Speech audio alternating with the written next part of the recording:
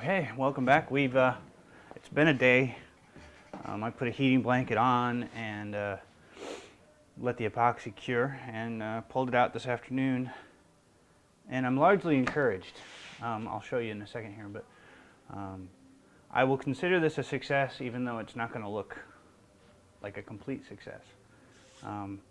So the first important thing was the template that I used, the bending form that I used, this here, looked good on paper, right? It was all right. The problem is, I don't know if you can see, but you will in a second. Check this out.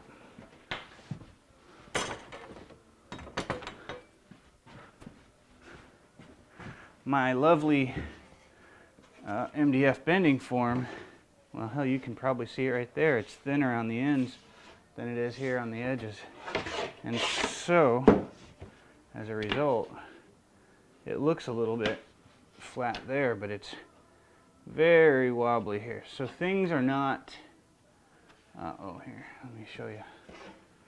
It's pretty darn wobbly there. It's at least, oh yeah, it's dang near 3/16 on each end on that side. How about this side? Yeah, we're 3/16 there. So it's all sort of, basically what happened is the corners came up. I bet we lost easily over half of a 3/4 inch thick sheet. So things kind of bowed, and so it was not held flat in the form. Had I put clamps on the corners, I might have been able to do that. So what I ended up with isn't a perfect shape, but, and I'm not sure how well you'll be able to, oh, you might be able to see this pretty well. You see it? Can you see the guitar shape in it? Even the ears up in here, I can feel them. So that is why I'm calling this mostly a success. Ignore for a moment a few of the obvious things. This was scrap test wood, of course. The epoxy that I used bled through a fair bit, more than I'm going to like taking the chance on, because if it's going to bleed through on this stuff, which is just plain sawn, unfigured, the grain all basically runs the same direction, maple, the figured stuff I have is going to bleed through even more. But so we've got very encouraging results. And so we're going to do step 2. I've seen enough with this to be encouraged enough to start attempting a final, or at least working towards something that's more final, and moving on to the next pieces on the list of things to discover. The next bit is, when you get this organic shape, you've got to know how to cut the guitar shape out of it, right? Where to locate it on the body. So I started heading down that road, and I'm going to pull something over here, but I have to stand up because here's my solution. This is bending form version 2. Well, here, let's stand it up first. It's 5 layers of 1/2 inch MDF, only because that's what I had laying around. I would have done 2 or 3 layers, probably 3 layers of 3/4 or 2 even, probably. But so it started out as 2.5 inches thick, and it's pretty much 2.5 inches thick right here. But you can see here, I don't know if you can, it's heavy.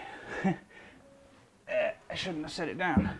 But if you can see the shape, one of the things I did was I shrunk it in length and width, but left the depth so that it would compensate a little bit for the width and thickness of the plies of maple that go on it. So basically what that did is kind of made it a little bit more pronounced. And then I coated it with poly and went after it. I discovered one thing. I had mentioned before on this other panel the cross-hatching that I was getting. Turns out it wasn't the cutter. I used a better cutter this time. It turns out it was the step over I was using. I used a very wide, it was 15%, which is too much for a 1/2 inch ball end. Or too much to get fine detail with a 1/2 inch ball end. So next one I might try, I'll do 10 or 5%. Takes a lot longer to machine, and in this case, I don't need super smooth. I just need the shape. So it's definitely looking more like the shape of the guitar I'm after. And the bend looks a bit more pronounced. Oh, the other piece that's it's so heavy. The other thing I added, I was talking about the locating. I added these 1/4 inch holes here, and mostly that is there not for this process, but for when they come out. They're square and organic, and how do you know where the shape of this is to cut out, right?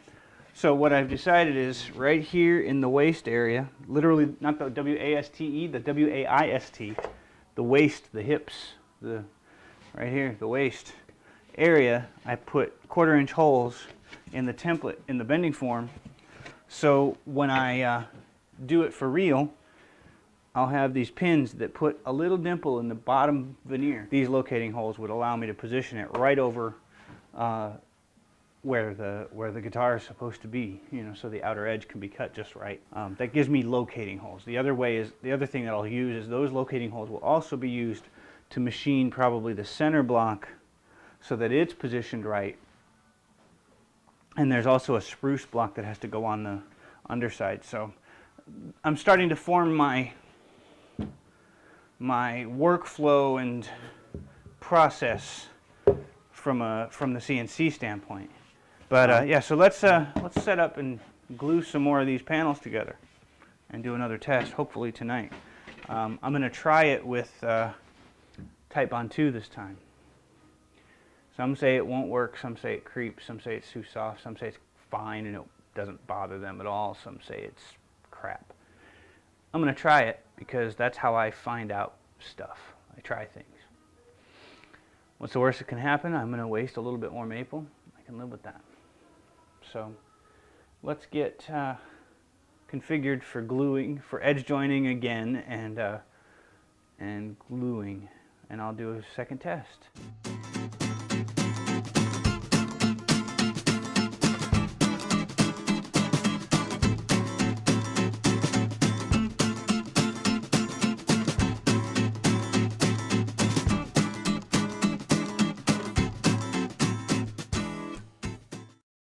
We just have to do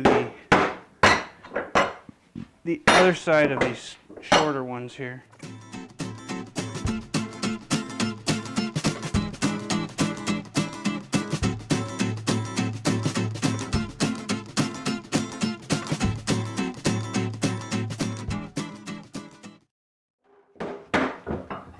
This one is there.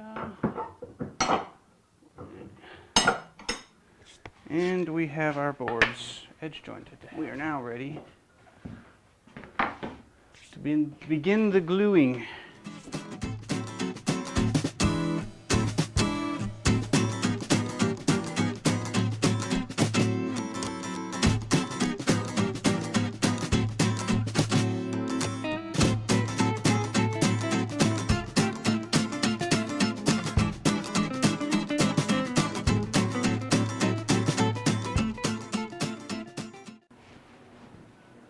All right, we've got our 4 plies. We've glued up the panels and tape clamped them together. We'll remove all the tape, roll on a little PVA glue this time because the epoxy last time, it held good, but it bled through the veneers, and if it's going to do that on plain maple, I am definitely concerned what it'll do on highly figured maple with grain running into and out of the top surface of a very thin veneer. So I don't trust it to stay inside. I suspect it will bleed, and I don't like the idea. So what I'm going to do is try Type-On 2 and see how that glue performs. Some people have said, I've heard stories both directions. One, that Type-On 2 is terrible because it'll creep and it's too soft, and then there's some that say that it works great and that they just use that now. So I'm gonna go with, and that's usually what I do when I don't know and I get multiple stories. I do my own test and try to see what I can learn. This is pretty boring here, the tape removal process. I'll speed this up and let you guys not have to sit through this boring part.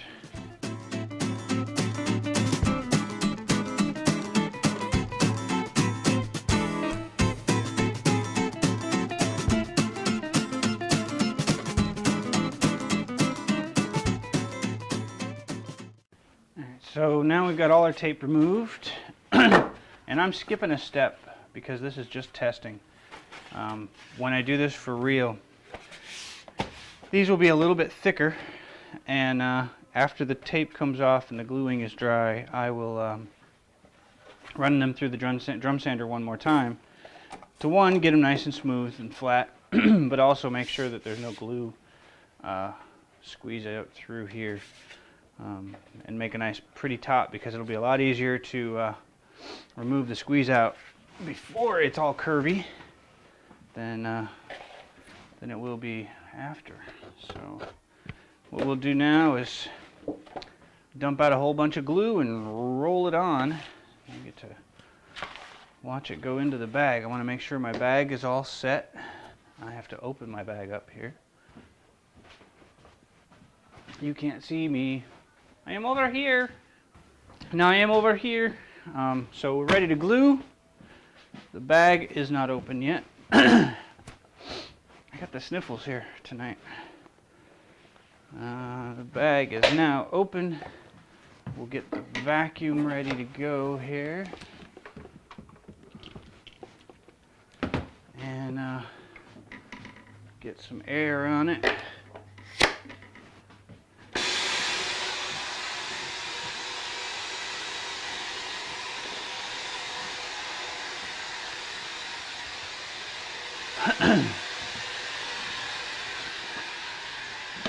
Grab a rag just to be ready. All right, dump a little glue on.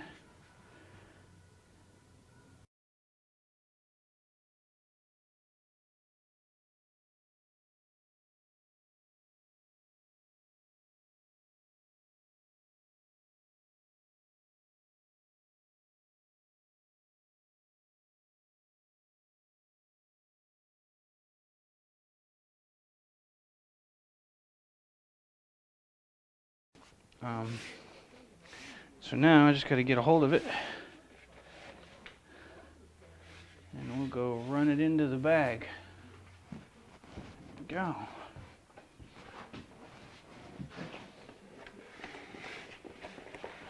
There we are.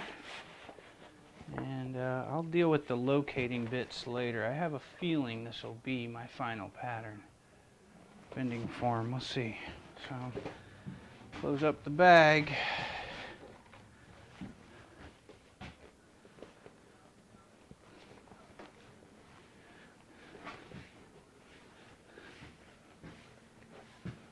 And get ready for some vacuum.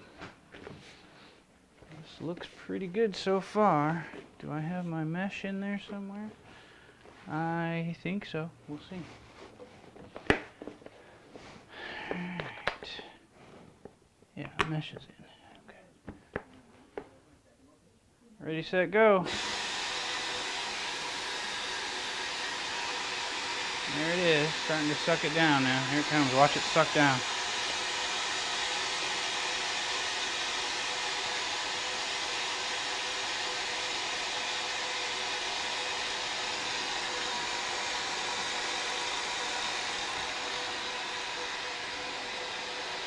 You feel it.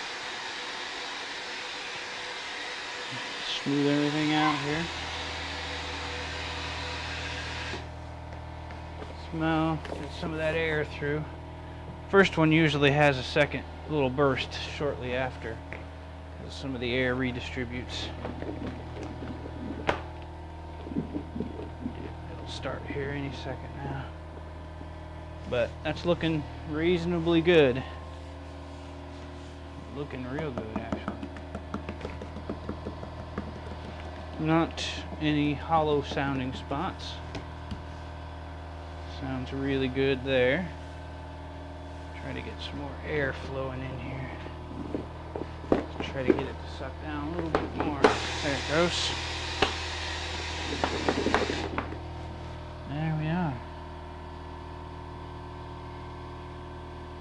Yeah, looks pretty good. So now we'll just let it sit there and cook. Kind of see the curve there. Pretty neat looking, I think. Nah, you can't really see the curve, but that's okay. Trust me, it is there. I promise. It's looking pretty good though, I will say that.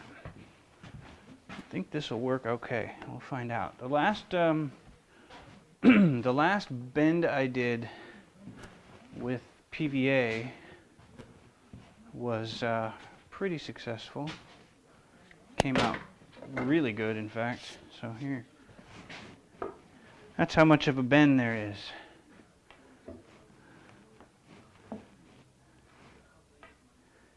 So yeah, it's coming along. A couple hours, that'll be dry. Okay, it's been a day since the second test ply went into, or test panel went into the bag, and I will tell you I am incredibly pleased. Well, okay, so this time some of the changes. First, the first test, my bending form was really thin at the edges. It was 1/4 of an inch thick. I started with 3/4 inch MDF and cut a full 1/2 inch out of the edge. So it was only 1/4 inch thick at best, out at the edges, and it had kind of potato chipped. So then I did a glue up of 5 layers of 1/2 inch MDF for a total of 2.5 inches, and it's heavy, and it's fresh cut MDF, so it's sharp, but it's much more substantial. You saw it earlier. Well, there was a couple of changes. So after I cut the first thing is I've made with thicker pattern, or a thicker bending template, which also means it also gave me the chance to tweak the dimensions of the form a little, because it's 1/4 inch thick by the time it's done. If you cut a bending form that is the outer side, the measurements I had were for the final shape, which meant if you cut a bending form for the final, that is the size of the final shape, whatever you put on top of it is going to be larger than the final shape you're after. So I knocked it down basically in an attempt to also potentially collect any springback of any kind. I shrunk the model 1/4 of an inch this direction and 1/4 of an inch this direction, so in length and in width. It's not the right math, but what it basically did is it left the top the full thickness. And then the other change that I made, this test, the second test, was a bit of Type On 2, just regular old PVA glue.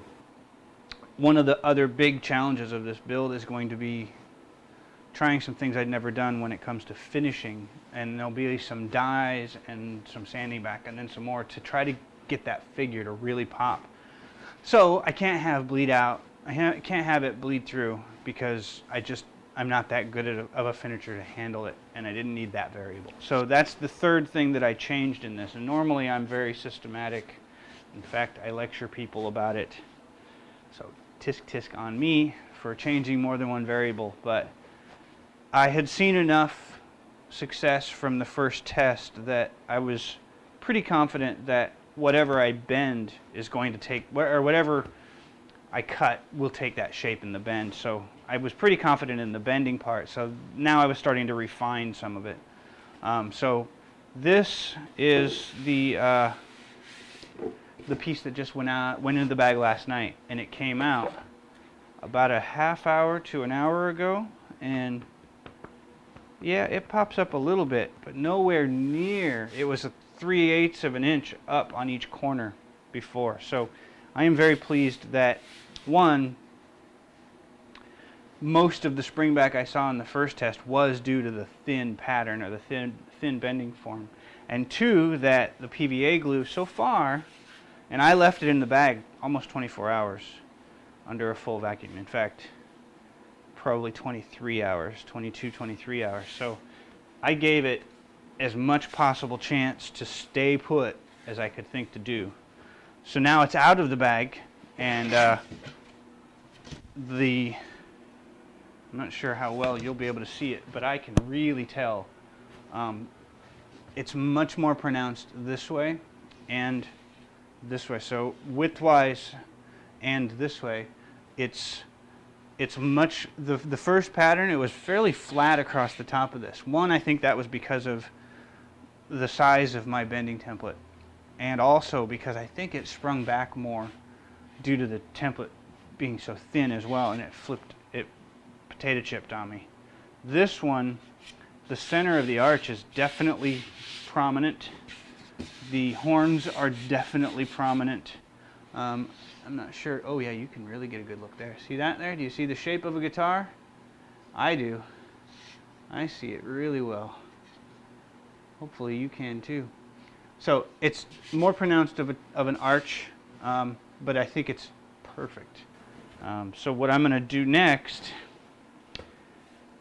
is work out the kerfing for the machine, for the center. So we just took a whole chunk and made a big cavity right in the center, right? So it's hollow down inside here, and it's got to sit down flat on a center block. That center block is maple, but there's a gap between them. In fact, here, let me show you. There's that big gap right there where my finger is. So if it's end to end, there's pretty near a ½ inch gap right there. So the filler is there. So imagine this is the big maple center block, about 4 inches wide. We have to fill this center with a shim of some kind, because that's where the pickups mount. That's where all this is, and that's where the bridge mounts. So that's where all the sustain and all the connection to this semi-hollow body exists, is in how well this surface mates to it. The models, or not the models, the original, the Gibsons are done with a block of spruce originally, and it's kerfed in the long direction to help bend with the side to side, and then it's cut at an arc to fit into this space. So that's what we're going to do, because I want to be as period correct as possible. We have to make a bending, or cut a block of spruce to fit into this space. I'm going to do it with crappy 2x material for the test blocks, because this is just my prototype. I'm going to waste all the material on this before I try to do it for real.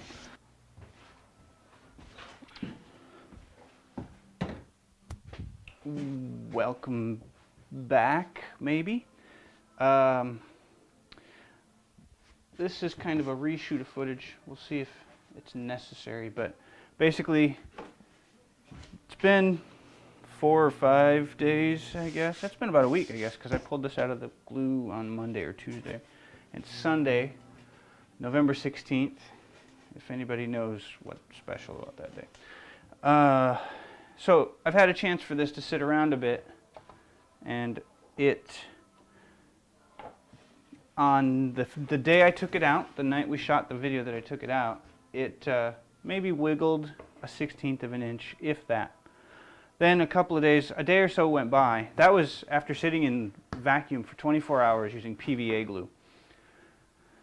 The next day, like Tuesday or Wednesday, I came out and it was wobbling a lot more. And I think it's because it sat in the bag, got a water-based glue on it, and the glue probably wasn't fully cured, but I've heard things about springback with water-based glue. So Wednesday or Thursday I was kind of, oh, this might warp a little bit more, it may continue to move. Well, okay, so I did what I could to get equal air movement across the panel, and I stood it up for a few days. And then yesterday I came out and I set it down bottom up, so this is the inside, the curve goes like this, and it sat overnight. Then I came out this morning, flipped it over and put it down on it, and nestled itself right in. There was no flex at all. It was better than it was the day it came out of the clamps, so out of the bag. So I think PVA is going to be the glue we're going to use. This is the form we're going to use. Today, I feel confident that I've got the front and back done. At least I have the method that I will use that I'm confident will be successful. So this will be the bending form. I'll do it just like I did this one. PVA glue will be my glue. Type on 2. I guess that's a PVA. I think that's PVA. It's wood glue, regular old yellow wood glue. So that's what I'm going to use for the front and back for sure. The next, I don't know if I would call it a challenge, but the next task is the sides, because the sides are bent too, and those are 3 layers of 16th inch maple. So today I'm going to get set up to glue up a nice 2-inch thick slab to use as my bending form for the sides. The sides actually come out about 1 3/4 inches. So if the bending form is 2 inches, we'll be able to have a decent purchase, a decent surface for it to set on. So this time I don't have any more 1/2 inch MDF, but I do have this nice scrap of Baltic birch ply. So what I'll do is I'll cut it down, and it only needs to be half of the profile. So I've got it all drawn up. What I'll do is I'll glue up the panel and then cut it out on the CNC. So let's get started gluing the panel. Okay, so this is going to be a kind of a double glue up sort of thing. It's going to be a stepped jig. This will be where I can put it in my workbench vise, this little ledge. It's also because I mismeasured how wide I needed it and came up a couple inches short on each side. So we're going to try to make this work out. I think it'll be all right. So we're going to get some glue on here.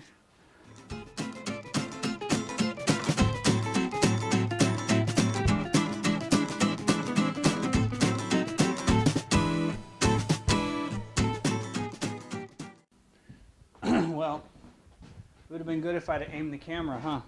So,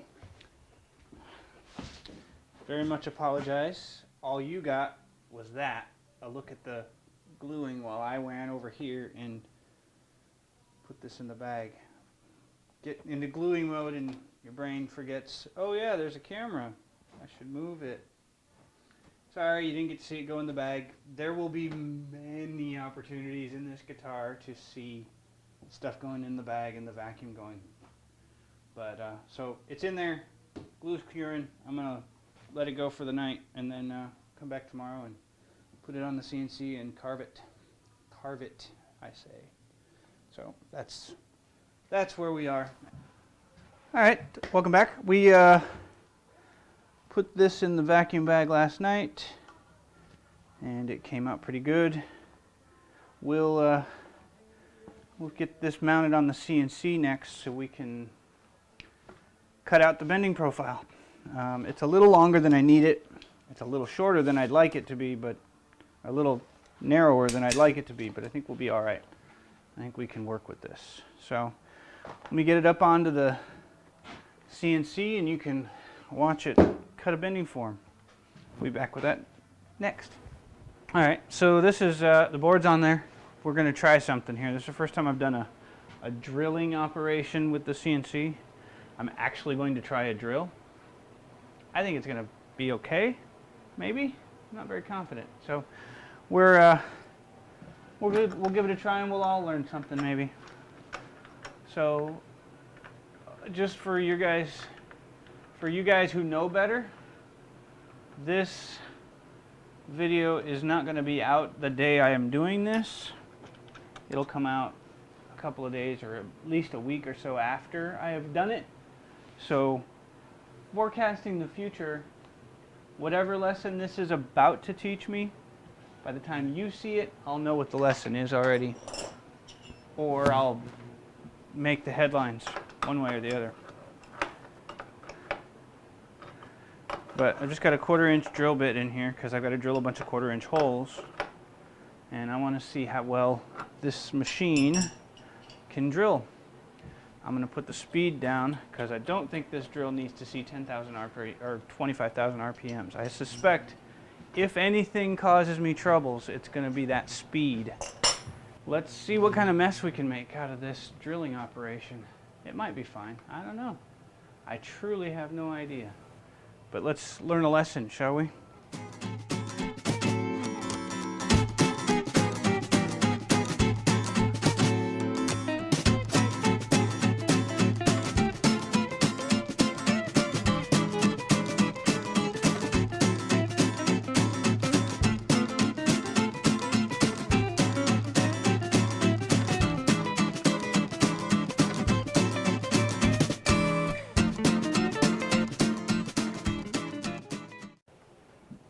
Well, we learned something.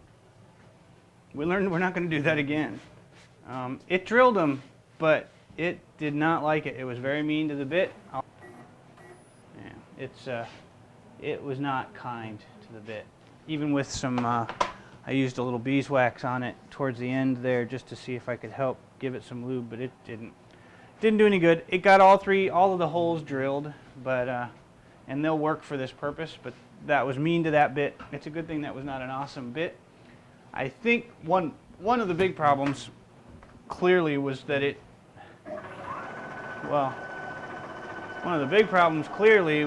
was very much the wrong tool for the job. The first 4 or 5 holes were okay, but that was just burning up whatever life the drill bit had left in it. After that, it burnt pretty much the whole way, which was fine, I guess. I sacrificed a bit in the education process. That's what you do when you learn. But next time, I think one of the things I could have probably done is set it up to do peck drilling, where it would go in a little ways, come back out, it will go in again, then come back out to like clear the chips. But I'm pretty sure that at 2-inch depth, no matter what I did, it was going to be too far. It was just way more than this thing wanted at 10,000 RPMs, which is the slowest I can get that speed. See that there? That's pretty rude to that bit. So, lesson is, that was stupid. Don't do it again. I will not. But in the end, we got our holes that I needed drilled, so.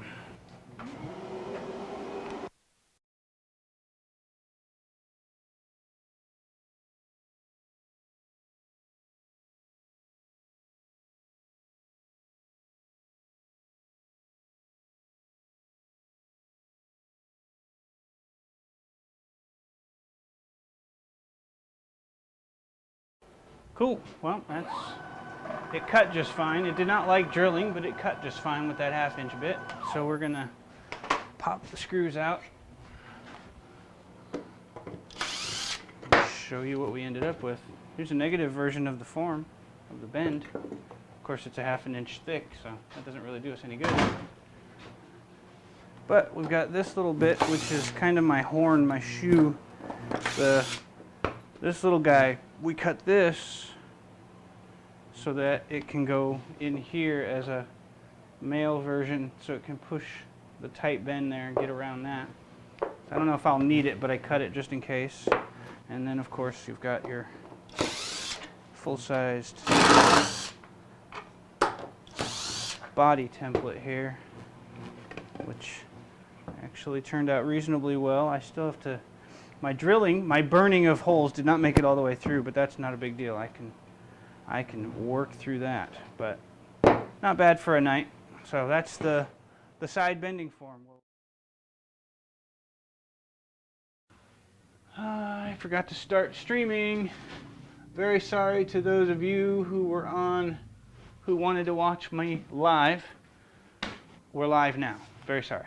Anyway, well, you guys won't care because these guys who are watching are seeing it now.